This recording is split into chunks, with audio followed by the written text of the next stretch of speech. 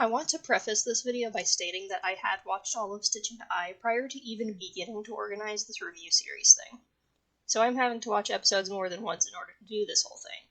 I know what happens, I'm just keeping everything spoiler-free, so it might sometimes come across as me not knowing about certain plot points.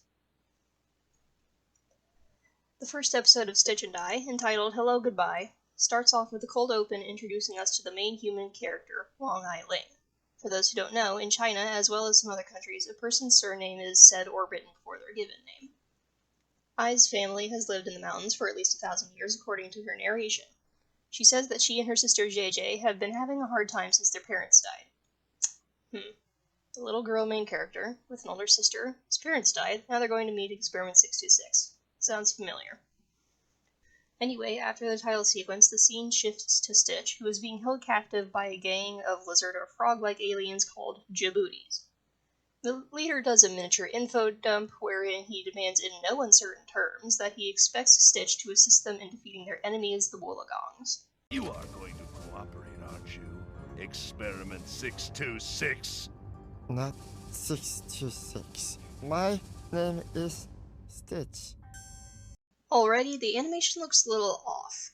They seem to be doing a hybrid of 2D and 3D animation, which can work if done correctly, but here just makes Stitch look kind of stiff. As if on cue, the Djibouti ship is now under attack from Woolagongs. The platypus-like aliens come aboard and shoot out at ensues. They all have terrible aim. A small team of Woolagongs, which includes their leader, breaks into the room where Stitch is held. They release him from containment, intending to steal him for their own use. 626! Come on! Not 626.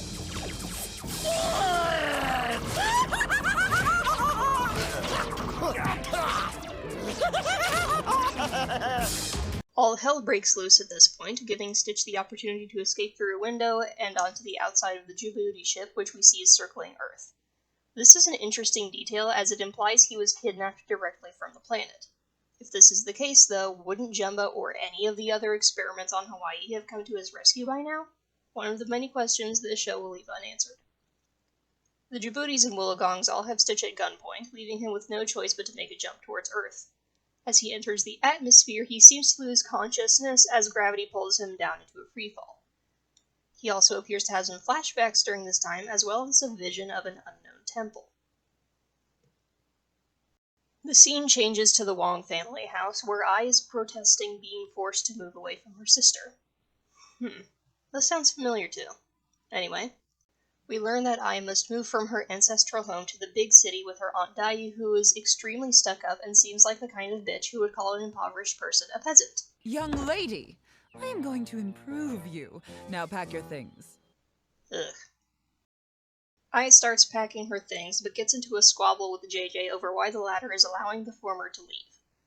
After JJ leaves the room, a girl Ai's age comes in. This is Mei Ying, who, despite being rude, is treated with kindness by Ai, which I think is really interesting, as it sets up their relationship to be something different than the dynamic between Lilo and Myrtle in the main franchise. Then we're friends? Well, we won't really be friends. Capital F, BFF. I have no idea what you just said. The other girls don't really think you're, normal. So I can't really be good friends with someone who's, you know. Mei Ying, you are a nice girl. A much nicer girl than you realize. Ai then sees what she thinks is a falling star, but it's actually Stitch plummeting down to Earth. This also seems familiar. Despite having argued earlier that she's not impulsive, Ai rushes out to the mountains to see what the falling object is. We then get more weird pseudo-3D animation, and instead of hitting the ground, which we know Stitch is completely capable of surviving, he's surrounded by his sparkly aura that lets him float down gently. He wakes up and meets Ai, who asks where he comes from, but he can't remember, seeming to have some sort of retrograde amnesia.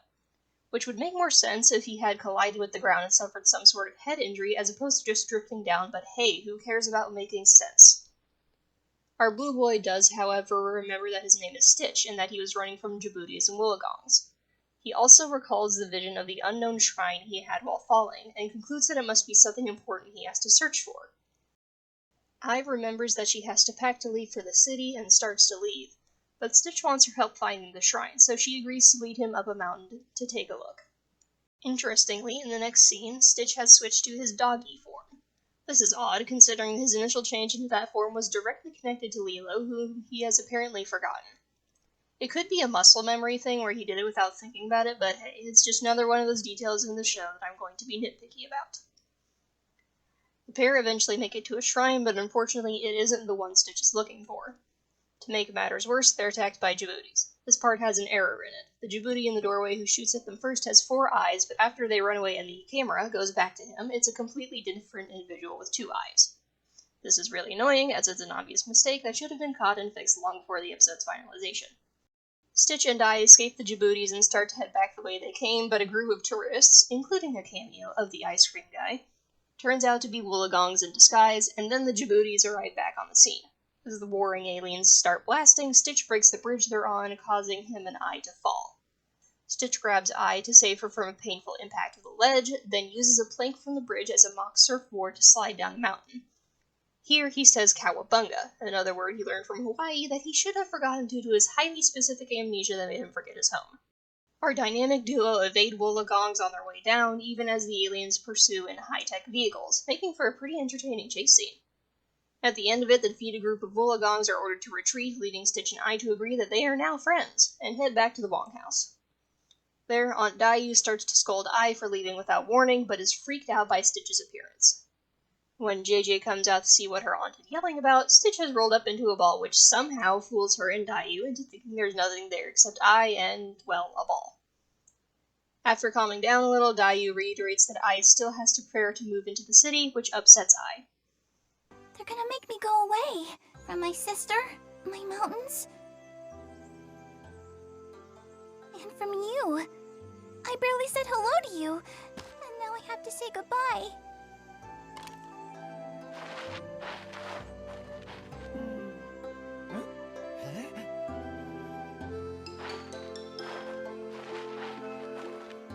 Ni hao. I have no idea how Stitch knows how to write in Chinese here, and at this point I'm too tired to care. We'll find a way to stay. Yeah, we'll find a way. Stitch.